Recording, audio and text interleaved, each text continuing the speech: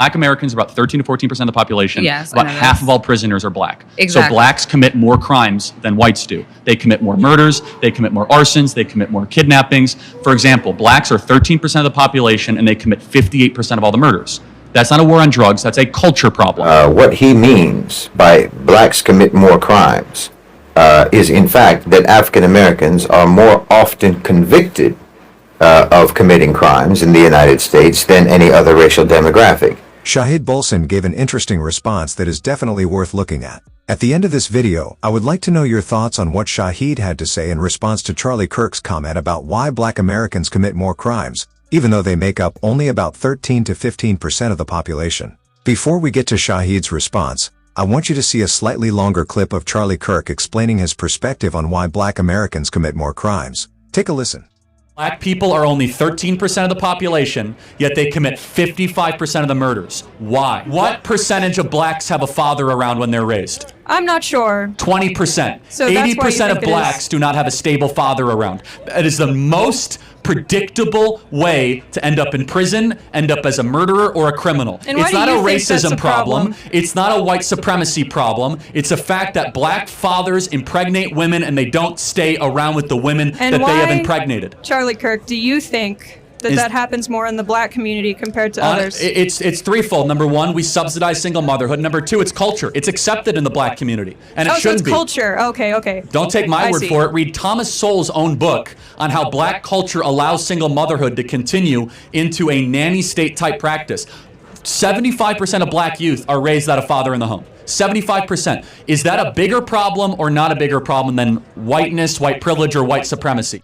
Okay, well, that was Charlie Kirk's position on this matter. I should admit that some of the points he made, for me, feel valid, especially his emphasis on fathers not being around and the effects on family structure, though some of his claims I don't agree with. But we'll talk about that a little later. Now, let's listen to Shahid Bolsen responding to Charlie Kirk's comment. Well, first of all, what he means by blacks commit more crimes is in fact that African Americans are more often convicted of committing crimes in the United States than any other racial demographic, which is very different from what he said. All that indicates is that the so-called criminal justice system in the United States is primarily only effective in the selective investigation, prosecution, and conviction of African Americans and other so-called minorities, as opposed to investigating, prosecuting, and convicting white perpetrators.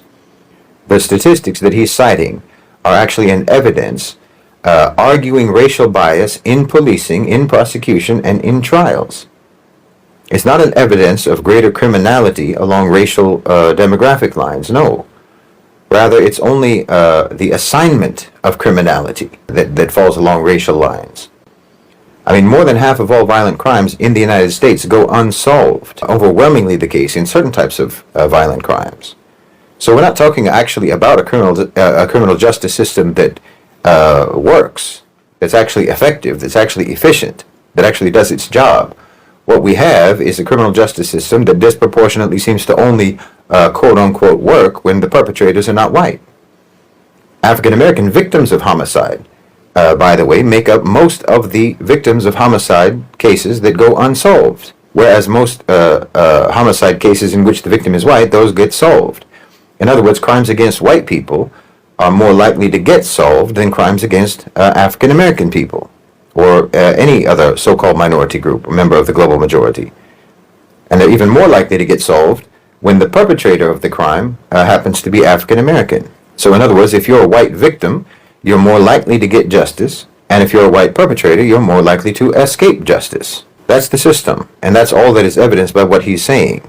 So when you look at the number of unsolved crimes, it's not unreasonable to assume that the, say, 60% or so of violent crimes in America that never get solved, that those are very possibly crimes committed by white people against African American people or against other so-called minority groups.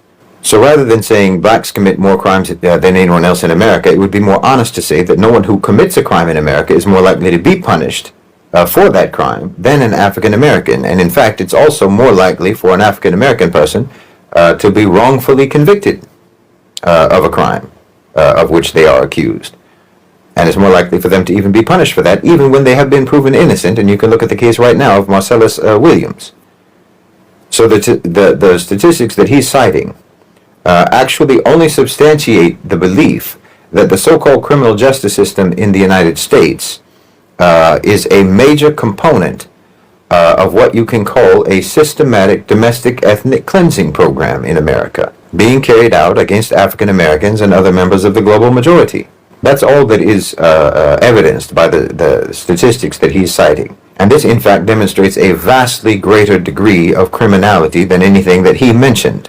And I would go further to say that this speaker himself, with the statistics that he's mentioning and the interpretation that he's putting on those statistics, that he himself occupies a propaganda role in that ethnic cleansing system, for which, in my opinion, he could and should be prosecuted under international law.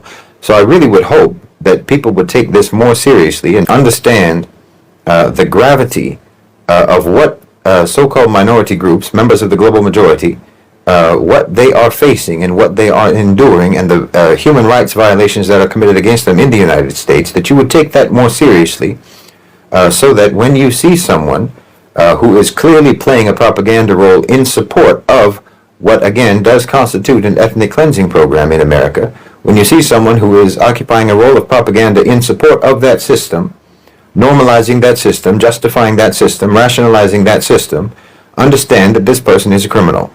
And inshallah, one day they will face justice for that, and should not be regarded simply as someone who is airing offensive or controversial views. No, you should take this more seriously, and not simply use it as an opportunity to have a debate with someone like this. They shouldn't be debated, they should be prosecuted. That was an interesting take, and I don't think I've ever heard this perspective from anyone before. So, to begin with, like I said, Charlie Kirk made a strong point, especially about the issue of fathers not being around. He argued that fatherlessness in the black community contributes significantly to crime rates, highlighting that a large percentage of black children are raised without a father and linking it to outcomes like incarceration and violent behavior. He emphasized that this is a cultural and systemic issue, not necessarily about racism or white supremacy, and cited sources like Thomas Sowell to support his point. On the other hand, Shahid Bolsen offered a broader and deeper analysis. He argued that when Charlie says black people commit more crimes, what he is really pointing to is conviction rates, not actual criminality. Shahid emphasized that African Americans are disproportionately investigated, prosecuted, and convicted, while white offenders often go unpunished. He explained that more than half of violent crimes in the U.S. go unsolved, and many unsolved cases likely involve white perpetrators, especially against African Americans or other minorities.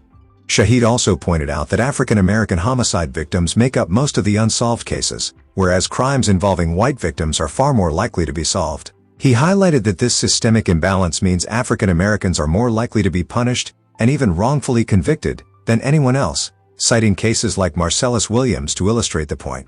He went further to frame these patterns as part of a systematic ethnic cleansing program against African Americans and other members of the global majority, arguing that the criminal justice system selectively enforces laws along racial lines. Shahid criticized Charlie for presenting statistics without context, suggesting that doing so makes him a propagandist for this system, normalizing and justifying human rights violations.